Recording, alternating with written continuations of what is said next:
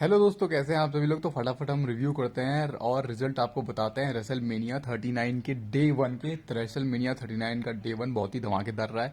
इसकी स्टार्टिंग होती है ऑस्टिन थ्योरी और जॉन सीना के साथ यूनाइटेड स्टेट्स चैंपियनशिप के लिए, और जिसमें जो प्रेडिक्शन लगाए जा रहे थे वही हुआ। ऑस्टिन थ्योरी इसमें जीत गए, लेकिन जीतने का तरीका उनका वही गंदा वाला रहा। और जैसी हम सबने एंडिंग लगाई थी कि भैया जॉन सीना लास्ट में उनको कहते हैं प्रेज करेंगे, वैसा तो कहीं से कहीं तक नहीं हुआ। क्योंकि उसकी वजह है कि ऑस्टिन थ्योरी ने लास्ट में लो ब्लो मारा। उससे पहले रेफरी गिर गए थे, ऑस्टिन थ्योरी से धक्का लगा जॉन सीना को तो उसे रेफरी टकराए, रेफरी गिर गए। उसके बाद जॉन सीना ने एसटीएफयू लगाया, लेकिन रेफरी तो गिरे हुए थे। और ऑस्टिन थ्योरी ने टैप भी कर दिया और जॉन सीना खुश हो गए, ये मैं जीत गया, मैं जीत गया। लेकिन कहाँ से जीते, घंटा जीते। उसके बाद भी फिर रेफरी तो पड़े हुए हैं, फिर रेफरी जब तक उठते हैं तब तक वो लो ब्लो मार के टाउन डाउन कर देते हैं और जॉन सीना हार जाते हैं। तो ये पहला मैच रहा। उसके बाद वो रेसलमेनिया शोकेस मैच हुआ है, और इसमें जो लोगों ने प्रिडिक्शन लगाया था उस प्रिडिक्शन के एकदम अपोजिट सीन रहा। क्योंकि ये मैच था Chad Gable Otis versus the Viking Raiders versus Street Profits versus Braun Strowman और रिकोशे की टीम। तो सबसे पहले तो रिकोशे की टीम आती है, फिर चैड गेबल और ओटिस, और फिर ये है वेकिंग राइडर्स, और फिर लास्ट में स्ट्रीट प्रॉफिट आते हैं। पता नहीं मेरे को ऐसा क्यों लग रहा था, जिस तरह से स्ट्रीट प्रॉफिट बहुत ज्यादा शुरुआत से ऐसा ऐसा कर रहे थे ना, तो मेरे को पता नहीं ऐसा लग रहा था कि भैया स्ट्रीट प्रॉफिट कहीं ये मैच ना मार जाए। हुआ वही, स्ट्रीट प्रॉफिट ने लास्ट में कहते हैं इसके ये मॉन्टेक स्पोर्ट के दूसरा वाला पार्टनर जो है उसने गेम कर लिया, बाजी मार ली, और स्ट्रीट प्रॉफिट ये मैच जीत गई। ये शोकेस मैच था मेंस का। वुमेन्स का कल होने वाला है। और अब बात करते हैं हम अगले मैच की, जो बहुत ही इंटरेस्टिंग मजेदार रहा। वो था लोगन पॉल और सेट रॉलिंस के बीच, और जिसमें लोगन पॉल का बर्थडे था। वो ऊपर से वो उसमें उड़ के हुए आते हैं, वो देखा नहीं शाहरुख खान एक बार बादशाह मूवी में जिसमें लटक के आते हैं, वो एक बार शॉन माइकल भी लटक के आए थे। तो उसमें ऐसे लटक के आते हैं और रिंग पर आते हैं, और उसके बाद फिर जाकर फिर एंट्री होती है सेट रॉलिंस की। और सेट रॉलिंस की एंट्री बड़ी शानदार रही भाई। हो करके एक ने बुलाया भी था एक बंदा, तो सबसे वो गवा रहा था। तो उसके बाद जाके सेट रॉलिंस की एंट्री होती है, सेट रॉलिंस आते हैं और कपड़े वही शानदार रणवीर कपूर टाइप कपड़े पहन के आते हैं। रणवीर सिंह और इनका सेट रॉलिंस का स्टाइल एकदम सेम रहता है। तो उसके बाद वो आते हैं, इनकी एंट्री होती है, फिर मैच शुरू होता है। मैच धीरे धीरे पकड़ता है, मतलब शुरुआत में तो सेट रॉलिंस बहुत मार खा रहे हैं, इधर उधर पड़ रहे हैं, गिर रहे हैं। एक मिनट लगता है कि भैया आज ये लोगन पॉल अपना हैप्पी बर्थडे बना के जाएगा, लेकिन फिर एक मोमेंट ऐसा आता है जब ये वो वन लास्ट शॉट मार देना, उनके हाथ में कुछ पता नहीं $4 मिलियन पता नहीं कैसा कुछ की वो टाइटेनियम है लोगन पॉल के हाथ में। तो वो कहते हैं वो तो हिला देते हैं, उसमें 1 2 3 नहीं हो पाता है सेटोलेंस। उसके बाद फिर नीचे जाकर टर्निंग पॉइंट यहाँ पे मैच का तब आया जब सेटोलेंस ये लोगन पॉल के उसी राइट हैंड में स्टीप स्टेप्स में मारते हैं, पैर मारते हैं, और उसके बाद जाकर क्या होता है, लोगन पॉल की हालत खराब हो जाती है। उसके बाद वो अंदर आते हैं, लोगन पॉल सब ट्राई कर देते हैं, लेकिन सेटोलेंस फिर भी हार नहीं मानता। उसके बाद फिर सेटोलेंस अंदर आते हैं, पेडिग्री में लगाते हैं, लेकिन नहीं होता है। उसके बाद थोड़ी देर बाद जाकर वो अपना फिर फाइनली फिनिशिंग मूव मारते हैं, और फाइनली सेटोलेंस यहाँ पर जीत जाते हैं।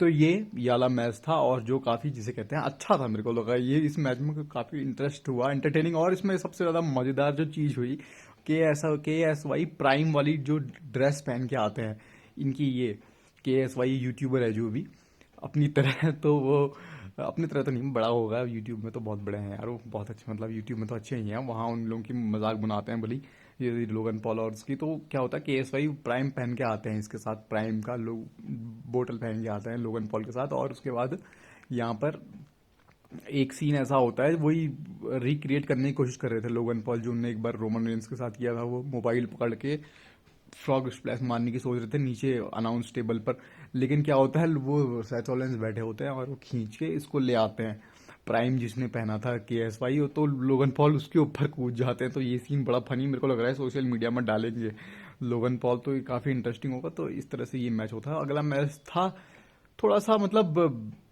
बेटर हो सकता था, ये ट्रिस स्टेरिस लीटा और बैकी लिंच की टीम वर्सेस बेली और ये ईओ स्काई और डेकोया स्काई, इनकी टीम थी।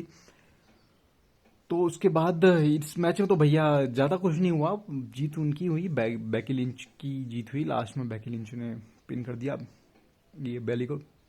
तो ये तो वाला मैच था। अगला मैच जो था वो और इंटरेस्टिंग है, वो था ये रेम मिस्टीरियो और डोमिनिक मिस्टीरियो के बीच। ये मैच इंटरेस्टिंग लगा। मैच में कहते हैं शुरुआत में इनकी इंट्रेंस बहुत शानदार हुआ है। डोमिनिक मिस्टीरियो जेलर वाले पूरे कैरेक्टर में आते हैं, जैसे जेल से कैदी को लेके आते हैं वैसे डोमिनिक मिस्टीरियो को लेके लाया गया। और रे मिस्टीरियो एडी गुरेरो की कार में एंट्री करते हैं स्नूप डॉग के साथ, स्नूप डॉग सिंगर के साथ। तो फिर वहां पर जाकर उनका फिर मैच शुरू होता है। सही शुरुआत में बराबर बराबर पिटते हैं दोनों, एक दूसरे को पीटते हैं बराबर। और दूसरा डैड वर्सेस सन था, इससे पहले एक ये सेन मैकमैन और वो विंस मैकमैन के बीच हुआ। तो इसके बाद यहाँ पर दोनों पिट रहे हैं बराबर। फिर एक टाइम ऐसा आता है रे मिस्टीरियो 619 मार के कोशिश करते हैं, लेकिन जजमेंट डे के फिन बेलर और ये दूसरा वाला बंदा आ जाता है, ये डैनियल प्रीस्ट, फिन बेलर जिसका कल मैच है। और ये प्रीस्ट आ जाता है फिर, लेकिन ये फिर बहुत दिक्कत करते हैं। तो वहां से फिर सैंटोस एस्कोबार और उनकी जो टीम है मैक्सिकन वाली वो आ जाते हैं। NWO बन चुका है जो उनका एल डब्ल्यू बन गया, लेटिनो वर्ल्ड ऑर्डर करके कुछ नया टीम बना दिया है। तो इनके बाद ये आते हैं वहां जाकर और फिर इनको रोकने की कोशिश करते हैं प्रीस्ट और इसको। ठीक है, वो रोकने की कोशिश करी तो उनको तो हो गया। फिर वहां से फिर ये क्या करता है, डोमिनिक मिस्टीरियो चेन निकालता है एक इसकी जैकेट से जो प्रीस्ट पहन के आया होता है, और वो चेन से मारने की कोशिश करता है। लेकिन उससे पहले बैड बनी जो सिंगर है वो अनाउंस टेबल में बैठे होते हैं गेस्ट, तो वो छीन लेते हैं उनसे और वो टर्निंग पॉइंट होता है। तब तक फिर वो मुड़ता है वहां पर से और तब तक फिर रे मिस्टीरियो 619 मार के कूद के जीत जाते हैं। लेकिन इसमें एक चीज बीच में क्या हुई, डोमिनिक मिस्टीरियो ने अपनी सिस्टर के ऊपर उनका वो जो गिलास था वही फेंक दिया, पानी था गिलास में, ड्रिंक था, वो फेंक दिया। तो उसके बाद जाकर सबको बहुत गुस्सा आया, तो इसमें तो ये इनकी जीत हो गई। तो उसके बाद फिर अगला मैच जो होता है वो था, इफ आई एम राइट, अगर मैं कोई मैच भूला नहीं तो, क्योंकि सुबह से देखने में, चार्लेट फ्लेयर और अपनी रिहा रिप्ले। मैच बहुत तगड़ा लगा, लेकिन इसने बहुत मार खाई यार चार्लेट फ्लेयर ने। पता नहीं, मेरे को चार्लेट फ्लेयर हारते हुए देखती हुए अच्छी नहीं लगती। वो जब शुरुआत में हील थी, और ऊपर से इसमें सबसे बड़ी जो बात क्या हुई, ऑडियंस बू कर रही थी किसको, ये ऑडियंस चार्लेट फ्लेयर को बू कर रही थी और रिहा रिप्ले को सपोर्ट करने लगी मैच के बीच में। और फिर उसके बाद ये भी चार्लेट फेयर भी सब कुछ अटैक कर देती है, रिहा रिप्ले भी नीचे अपना रिपटाइड मार देती है, लेकिन कुछ नहीं होता। लेकिन एक बात मेरे को अच्छी नहीं लगी कि वो क्या है कि चार्लेट फेयर ने अच्छे से अपना जो फिगरेट लगाती ना वो नहीं लगा पाई, इसमें अच्छे से लगा ही नहीं पाई। मुझको लगता है अगर लगता तो टैप हो जाता। तो वो भी अपना कोई लॉक लगाती है, फिर वो भी टैप नहीं करती है। उसके बाद क्या होता है, यहाँ पे से ये रिहा रिप्ले ऊपर चढ़ के रिपटाइड मारती है, यानी ये मैच बहुत लंबा चला। हाँ, ऊपर से टमगखल के ऊपर से रिपटाइड मारती है और फिर जीत जाती है वो। तो रिहा ये चार्लेट फेयर नीचे बैठ के हंस रही होती है। तो मतलब मैं तो चार्लेट फेयर का फैन हूँ भैया, मेरे को रिहा रिप्ले मेरे को भाती नहीं। तो ये इस तरह से ये वाला मैच यहाँ पर पूरा हो जाता है और आपको मिल गई आपकी चैंपियन रिहा रिप्ले स्मैकडाउन। लेकिन मेरे को लगता है कि चार्लेट फेयर की जो लेगेसी है वो है नंबर्स के ऊपर है, 14 टाइम से वो 15 टाइम बनेंगी कभी बाद में चैंपियन। तो उसके बाद जाकर कुछ सीन है जहाँ ऐसा होता है, मिज और ये आए होते हैं स्नूप डॉग और उनकी बातचीत चल रही होती है वही।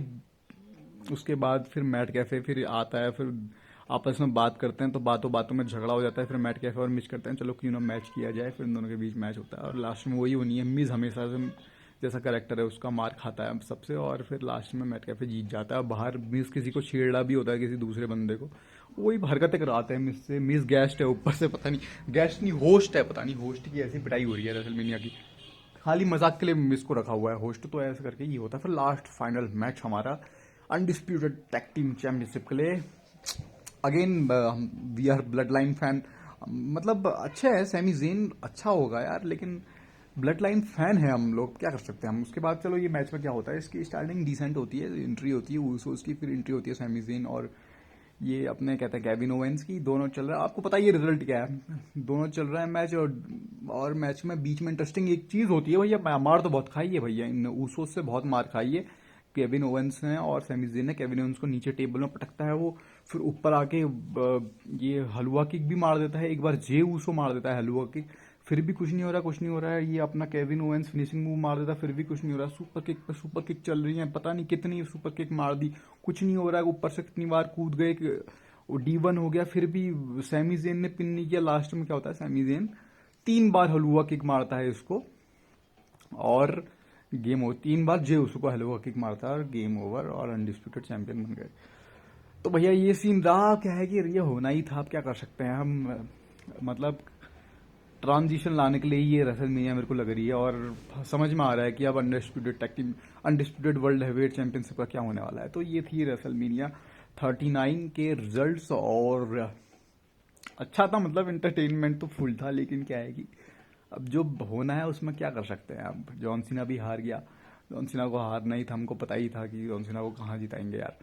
और फिर ये चार्लेट फ्लेयर को भी हारना ही था, क्योंकि रिया रिप्ले को राइज करना है, और फिर ये इनको भी हारना ही था जी उसको पर। लेकिन यार पता नहीं, वो जो गोट वाली फीलिंग है ना वो टैग टीम चैंपियनशिप के लिए, वो मेरे को नहीं लगता। ये सैमी ज़ेन और केविन ओवेंस का हनीमून पीरियड चलेगा, जीते हैं वो 1-2 महीने तक ब्रोमांस चलेगा, लेकिन आने वाले टाइम में ये लंबे समय तक तो नहीं टिकेंगे, इतना लंबे समय तक, जितना समय लंबे समय तक इनने इसकी इंपॉर्टेंस बढ़ाई थी ब्लड लाइन ने कहीं ना कहीं। मेरे हिसाब से ये लोगों को लगे कि ये सेमी मेनिया या केओ मेनिया या कोडी मेनिया होगा, मेरे हिसाब से ये ब्लड लाइन मेनिया है अभी भी। इस बार भी ब्लड लाइन मेनिया ही है, क्योंकि दोनों मेन इवेंट में ब्लड लाइन ही है, और पूरी ब्लड लाइन की स्टोरी लाइन, अगर ये ब्लड लाइन की स्टोरी लाइन नहीं होती तो इतना इंटरेस्टिंग नहीं होता, कोई नहीं देख रहा था भाई। ब्लड लाइन की स्टोरी लाइन की वजह से मैं कंटिन्यूसली कनेक्टेड हूँ, नहीं तो मैं भी नहीं देख रहा था कि टाइम WWE। ये आप सबके साथ, बहुतों के साथ ये चीज़ होगी, तो ये बात है यहाँ पर। और ब्लड लाइन की स्टोरी लाइन अगर आगे बढ़ती है इस तरह से, कुछ स्टोरी लाइन में ही कुछ बनाते हैं बड़े ही वो टूटे फूटे, लेकिन उसी स्टोरी लाइन की वजह से WWE इंटरेस्टिंग रहेगी, क्योंकि सैमी ज़ेन का भी अस्तित्व ब्लड लाइन की स्टोरी लाइन से ही आया था। तो ये बात है भाई। तो ये तो डे नाइट 1 का था, अब नाइट 2 का हम आपको कल बताएंगे। सब्सक्राइब करें, शेयर करें और जुड़े रहें, क्योंकि और आगे कल तो और मज़ा आने वाला है। कल बहुत मैचेस होने वाले हैं, बहुत मज़ा आने वाला है। मेरे को लग रहा है सबसे पहले तो उसका होता है, ब्रॉक लेसनर और ओमोस का मैच होता है, और हेल इन अ सेल भी इंटरेस्टिंग है, और अनडिस्प्यूटेड टैग टीम चैंपियनशिप भी इंटरेस्टिंग है, बियांका का भी इंटरेस्टिंग है यार। उसमें कुछ समझ में नहीं आ रहा है बियांका और आस्का में कौन जीतेगा, इसलिए और तो फिर पता ही है ओमोस और ब्रॉक में कौन जीतेगा भैया, ब्रॉक कैसे हारेगा यार। तो ये अब कल आएंगे हमारे साथ। तो ये आज के लिए इतना ही, थैंक यू, बाय बाय।